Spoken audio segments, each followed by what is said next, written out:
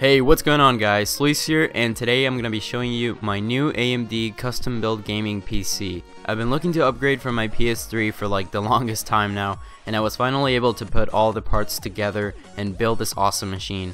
And I'm really happy with the way it turned out, and throughout this video I'm going to show you what it's capable of in terms of gaming. Also, all of the parts will be linked in the description down below in case you guys want to build something like this for yourself. But without any further ado, let's go ahead and get started.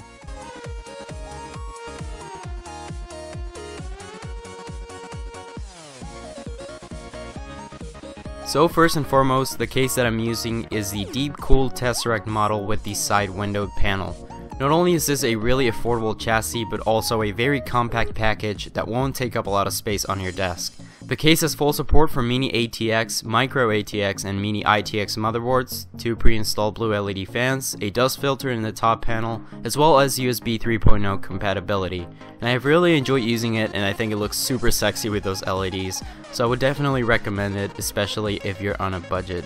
Moving on to the CPU, we have the AMD FX 6300. This is by far one of the best processors you can get for the value.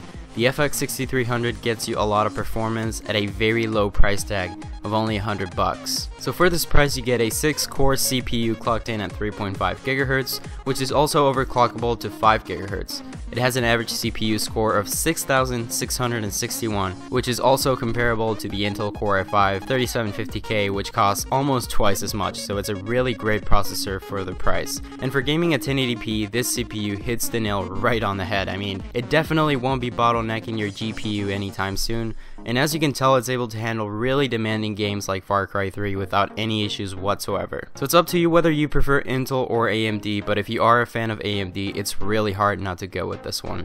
For the motherboard, I'm using the ECS A960M MV. I chose this motherboard especially because it has full support for AMD processors and it comes in a Micro ATX format. And while it isn't the most feature-packed motherboard, it has been reliable for me so far, and for $30 you really can't beat it.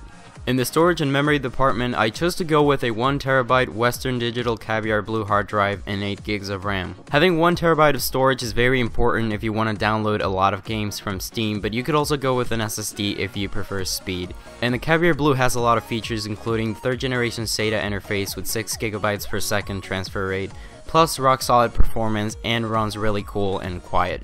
And for memory, I'm using 4 GB sticks of DDR3 RAM from Vulkan. Not only are these highly optimized for overclocking, but they're also made specifically with the gamer in mind so that multitasking while gaming is simple and easy. And finally, on the graphics side, I'm using an AMD Radeon R9 280X manufactured by ASUS. And with 3 GB of DDR5 memory, 100mm dual fans, and an exclusive thermal design, the R9 280X delivers here. It's a great card for maxing games out at 1080p and can easily play almost any game on the market at well over 50 FPS. It's able to handle highly demanding games like BioShock Infinite, Chivalry, and Far Cry 3. Take a look at this gameplay and see for yourself.